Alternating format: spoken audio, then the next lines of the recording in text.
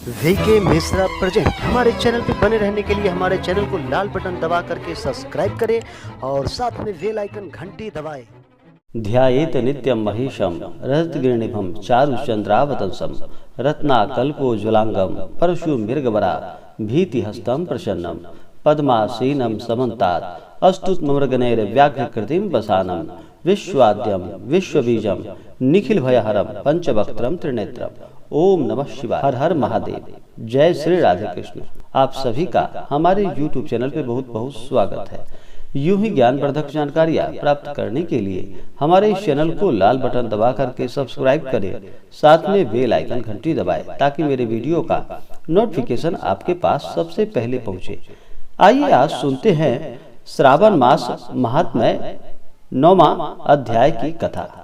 श्रावण मास का बड़ा ही विशेष महत्व माना गया है। श्रावण मास में भगवान शिव को प्रसन्न करने के लिए भक्तजन भगवान शिव के ऊपर जल, पंचामृत, बेलपत्र आदि अर्पित करते हैं। पूरे विधि विधान के साथ भगवान का जो भी पूजन करते हैं, व्रत करते हैं और कथा श्रवण करते हैं, भगवान शिव की कृपा से सभी प्रकार के सुख और समृद्धि की प्राप्ति होती है। तो आइए सुनते हैं श्रावण मास महात्म्य 9वें अध्याय की कथा। इस कथा में जीवंतिका व्रत का वर्णन किया गया है। तो आइए सुनते हैं। ईश्वर बोले कि हे सनत कुमार, इसके बाद अब मैं शुक्रवार व्रत का आख्यान कहूँगा, जिसे सुनकर मनुष्य संपूर्ण आपदा से मुक्त हो जाता है। लोग इससे संबंधित एक प्राचीन इतिहास का वर्णन करते हैं। पांडव वंश में उत्पन्न एक सुशील नामक राजा हुआ। अत्यधिक प्रयत्न करने पर भी उसे पुत्र प्राप्ति नहीं हो सकी। उसकी सर्वगुण संपन्न सुकेशी नामक भार्या थी। जब उसे संतान ना हुई तब वह बड़ी चिंता में पड़ गई। तब स्त्री स्वभाव के कारण अति साहसयुक्त मन वाली उसने मासिक धर्म के समय प्रत्येक महीने में वस्त्र के टुकड़ों को अपने उदर पर बांधकर उदर को बड़ा बना लिया और अपनी प्रसूति का अनुकरण करने वाली किसी अन्य गर्भिणी स्त्री को ढूंढने लगी। भावी देवयोग से उसके पुरोहित की पत्नी गर्भिणी थी। तब कपट करने वाली राजा की पत्नी ने किसी प्रसव कराने वाली को इस कार्य में लगा दिया और उसे एकांत में बहुत धन देकर वह रानी चली गई। उसके बाद रानी को गर्भिणी जानकर राजा ने उसका पुंसवन और अनवलोभन संस्कार किया। 8वां महीना होने पर सीमंतोन्मयन संस्कार के समय राजा अत्यंत हर्षित हुआ। उसके बाद उस पुरोहित पत्नी का प्रसव काल सुनकर वह रानी भी उसी के समान सभी प्रसव संबंधी चेष्टाएं करने लगी। पुरोहित की पत्नी चूंकि पहली बार गर्भवती थी, अतः प्रसूति कार्य की प्रति वह अनभिज्ञ थी और केवल प्रसव कराने वाली दाई के ही कहने में स्थित थी। तब उस दाई ने पुरोहित पत्नी के साथ छल करते हुए उसके नेत्रों पर पट्टी बांध दी और प्रसव के समय उसके पैदा हुए पुत्र को किसी के हाथ से रानी के पास पहुंचा दिया। इस बात को कोई भी नहीं जान सका। इसके बाद रानी ने उस पुत्र को लेकर यह घोषित कर दिया कि मुझे पुत्र रत्न की प्राप्ति हुई है। इन सब के बाद दाई ने पुरोहित की पत्नी की आंखों की पट्टी खोल दी। दाई अपने साथ मांस का एक पिंड लाई थी और उसने उसे दिखा दिया था कि उसके सामने आश्चर्य तथा दुख प्रकट करने लगी कि यह कैसा अनिष्ट हो गया और कहने लगी कि अपने पुरोहित पति से इसकी शांति जरूर करवा लेना। कहने लगी कि संतान नहीं हुई है तो कोई बात नहीं, पर तुम जीवित हो यह अच्छी बात है। इस पर पुरोहित पत्नी को अपने प्रसव के स्पर्श चिंतन से बहुत संदेह हुआ। ईश्वर बोले कि राजा ने पुत्र जन्म का समाचार सुन जात कर्म संस्कार करवाया और ब्राह्मणों को हाथी, घोड़े तथा रथ आदि प्रदान किए। राजा ने कारागार में पड़े सभी कैदियों को प्रसन्नता पूर्वक मुक्त कर दिया। उसके बाद राजा ने सूतक एवं अंत में नामकरण तथा अन्य सभी संस्कार किए। उन्होंने पुत्र का नाम प्रिय व्रत रखा। हे सनत कुमार, श्रावण मास के आने पर पुरोहित की पत्नी ने शुक्रवार के दिन भक्ति पूर्वक देवी जीवंतिका का पूजन किया।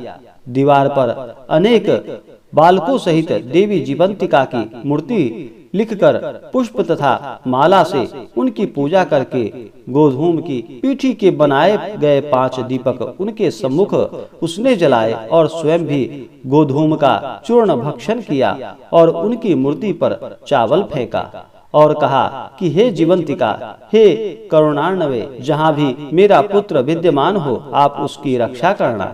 यह प्रार्थना करके उसने कथा सुनकर यथाविधि नमस्कार किया। तब जीवंतिका की कृपा से वह बालक दीर्घायु हो गया और वे देवी उसकी माता की श्रद्धा भक्ति के कारण दिन रात उस बालक की रक्षा करने लगी। इस प्रकार कुछ समय बीतने पर राजा की मृत्यु हो गई। तब पितृभक्त उनके पुत्र ने उसकी पारलौकिक क्रिया संपन्न की। इसके बाद मंत्रियों तथा पुरोहितों ने प्रियव्रत को राज्य पर अभिषिक्त कर दिया। कुछ वर्षों तक प्रजा का पालन करके तथा राज्य भोग कर वह पितरों के ऋण से मुक्ति के लिए गया। जाने की तैयारी करने लगा। राज्य का भार वृद्ध मंत्रियों पर भक्ति पूर्वक सौंपकर और स्वयं के राजा होने का भाव त्याग कर उसने कार्पटिक का भेष धारण कर लिया और वहां से प्रस्थान किया। मार्ग में किसी नगर में किसी गृहस्थ के घर में उन्होंने निवास किया। उस समय उस गृहस्थ की पत्नी को प्रसव हुआ था। इससे पहले खष्टी देवी ने उसके 5 पुत्रों को उत्पन्न होने के 5वें दिन मार दिया था। यह राजा भी उस समय 5वें दिन ही वहां पहुंच गया था। रात में राजा के सो जाने पर उस बच्चे को ले जाने के लिए खष्टी देवी आई। जीवंतिका देवी ने उस खष्टी देवी को यह कहकर रोक दिया कि राजा को लांघकर मत जाओ। तब जीवंतिका के रोकने पर वह खष्टी जैसे आई थी वह वैसे ही चली गई। इस प्रकार उस गृह स्वामी ने उस बालक को 5वें दिन जीवित रूप में प्राप्त किया। ये लोग इतने प्रभाव वाले हैं, यह देखकर उस गृहस्थ ने राजा से प्रार्थना की कि हे राजन, आपका निवास आज के दिन मेरे ही घर में हो। हे प्रभु, आपकी कृपा से मेरा यह 6ठा पुत्र जीवित रह गया है। उसके इस प्रकार प्रार्थना करने पर करुणानिधि उस राजा ने कहा कि मुझे तो गया जाना है। तब राजा गया के लिए प्रस्थान किया। वहां पिंडदान करते समय विष्णुपद वेदी पर कुछ अद्भुत घटना हुई। उस पिंड को ग्रहण करने के लिए 2 हाथ निकलकर आए। तब महान विषम युक्त राजा संशय में पड़ गया और पुनः पिंड दान कराने वाले ब्राह्मण के कहने पर उन्होंने विष्णु पद पर पिंड रख दिया। इसके बाद उन्होंने किसी ज्ञानी तथा सत्यवादी ब्राह्मण से इस विषय में पूछा। तब उस ब्राह्मण ने उससे कहा कि ये दोनों हाथ आपके पितर के थे, इसमें कोई संदेह नहीं है, तो घर जाकर अपनी माता से पूछ लीजिए, वह बता देगी। तब राजा चिंतित तथा दुखी हुए और मन में अनेकों बातें सोचने विचारने लगे। वे यात्रा करके पुनः वहां गए। वह बालक जीवित हुआ था। उस समय भी उस स्त्री को पुत्र उत्पन्न हुआ था और वह उसका 5वां दिन था। वह जो दूसरा पुत्र हुआ था उसे लेने रात में फिर खष्टी देवी आई और वह जीवंतिका के द्वारा रोक जाने पर उस खष्टी देवी ने उसने कहा कि इसका ऐसा क्या कृत्य है अथवा क्या इसकी माता तुम्हारा व्रत करती है जो तुम रात दिन इसकी रक्षा करती हो। तब खष्टी का यह वचन सुनकर जीवंतिका ने धीरे से मुस्कुराते हुए इसका सारा कारण बताया। तब उस समय राजा शयन का बहाना बनाकर वास्तविकता जानने के लिए जाग रहा था। अतः उन्होंने जीवंतिका और खष्टी दोनों की बातचीत सुन ली। जीवंतिका ने कहा कि हे खष्टी, श्रावण मास में शुक्रवार को इसकी माता मेरा पूजन में रत रहती है और व्रत के संपूर्ण नियम का पालन करती है। वह सब मैं आपको बताती हूँ। वह हरे रंग का वस्त्र तथा कंचुकी नहीं पहनती और हाथ में उस रंग की चूड़ी भी नहीं धारण करती। वह चावल के धोने के जल को कभी नहीं लांघती, हरे पत्ते के मंडप के नीचे नहीं जाती और हरे वर्ण का होने के कारण करेले का साग भी वह नहीं खाती है। यह सब वह मेरी प्रसन्नता के लिए करती है, अतः मैं उसके पुत्र को किसी को मारने नहीं दूंगी। यह सब सुनकर राजा प्रियव्रत अपने नगर को चले गए। उनके देश के सभी नागरिक स्वागत के लिए आए। तब राजा ने अपनी माता से पूछा कि हे माता, क्या तुम जीवंतिका देवी का व्रत करती हो?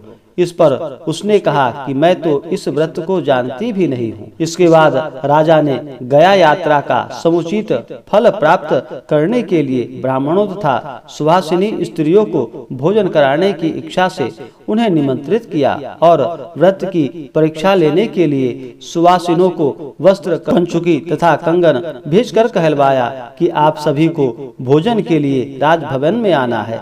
तब पुरोहित की पत्नी ने दूत से कहा कि मैं हरे रंग की कोई वस्तु कभी ग्रहण नहीं करती हूँ। राजा के पास आकर दूत ने उसके द्वारा कही हुई बात राजा को बता दी। तब राजा ने उसके लिए सभी रक्त वर्ण के शुभ परिधान भेजे। वह सब धारण करके वह पुरोहित पत्नी भी राजभवन में आई।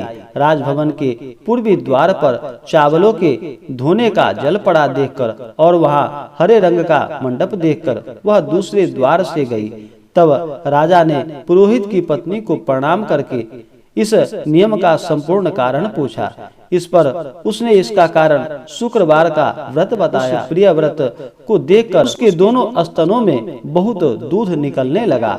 दोनों वक्ष स्थलों से उस राजा को दुग्ध की धाराओं से पूर्ण रूप से सिंचित कर दिया।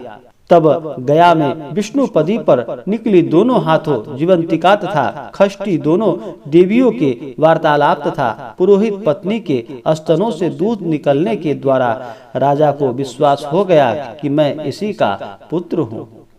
इसके बाद पालन पोषण करने वाली माता के पास जाकर विनम्रता पूर्वक उन्होंने कहा कि हे माता, डरो मत, मेरे जन्म का वृतांत सत्य सत्य बता दो। यह सुनकर सुंदर केशों वाली रानी ने सब कुछ सच सच बता दिया। तब प्रसन्न होकर उन्होंने जन्म देने वाले अपने माता पिता को नमस्कार किया और संपत्ति से वृद्धि को प्राप्त करवाया। वे दोनों भी परम आनंदित हुए। एक दिन राजा प्रियव्रत ने रात में देवी जीवंतिका से प्रार्थना की कि हे देवी जीवंतिका, मेरे पिता तो ये हैं, फिर गया में जो दोनों हाथ कैसे निकल आए थे।